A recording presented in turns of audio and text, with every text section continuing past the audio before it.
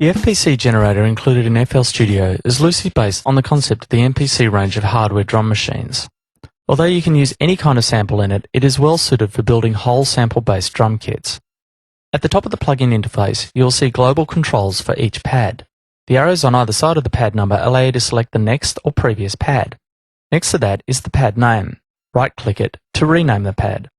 Next to that is the pad volume control, then the pad pan, mute and solo buttons, and the scale volume button will map the input note velocity to the pad name. You'll normally want this on by default. If you want the FPC to handle velocity changes entirely using multiple velocity sensitive layers, then turn it off. These controls appear on all three tabs of the FPC. The matrix of 16 pads represents each note in the drum kit. For example, bass drum on one pad, snare drum on another, etc. Each pad can have multiple samples loaded within it that you can then assign velocity splits to. You can audition the sound of each pad by clicking on the pad with your mouse. Clicking on a pad will select it and the name will show at the top of the interface. Playing a pad via MIDI will cause the pad to light up, but not be selected. To the left you'll see the pad MIDI note and cut group matrix. Each group of 4 cells corresponds with a pad in the same position in the pad matrix. The first row sets the MIDI note the pad is assigned to, the left box sets the note, and the right box sets the octave. The second row sets the cut groups for the pad. Using the cut groups, you can stop the sound playing on one pad when another pad is triggered. A perfect application for this is hi-hat choke groups. This works simply by setting the cut groups on both pads to the same numbers for the cut and cut by boxes. In this example, the hi-hats are all set to group 1. When a pad is selected, you can then go to the Layer Properties tab to change properties directly associated with that pad. The Layer Properties shows each sample layer in the pad. From left to right, you can control the layer volume, the layer pan, the layer tuning, preview the layer sound by clicking on the waveform display, and set the velocity split for each layer. The velocity split is defined by a minimum and maximum value. Move the sliders to affect these values. Each layer can be set to a unique velocity range, or you could also have some crossover in the velocity ranges. If you do not wish to overlap the velocity ranges, click on the Lock Layers button. In this case, it is already switched on. Switching it off allows me to overlap the velocity in and out point. Switching it back on resets the velocity ranges evenly across the full range. The Spread Even button will divide the full velocity range by the number of layers and spread each layer evenly across the velocity range.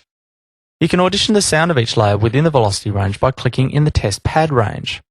The sounding layer's range marker will glow red when you're playing a velocity within the range. You can also test the velocity splits by playing your MIDI keyboard and varying the velocity.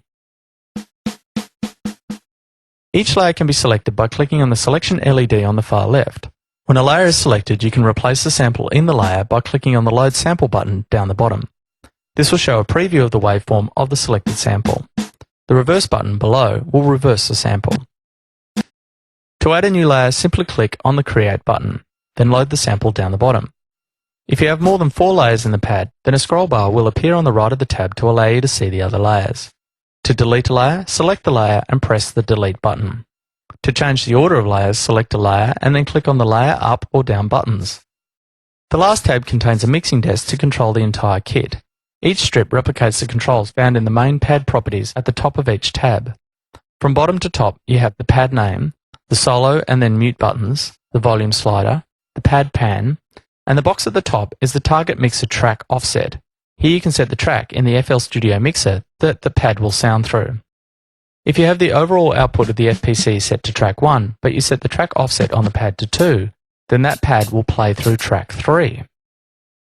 The last part of the FPC we will look at is the MIDI drum loop loader at the top right of the plug-in interface. Click on the Open Drum Loop button to navigate to where you have a MIDI drum loop saved on your hard drive. Load the loop and the loop will automatically be placed on the piano roll for the FPC channel. Use the next and previous loop buttons to move through any other loops that are loaded in the folders of the first one you opened up.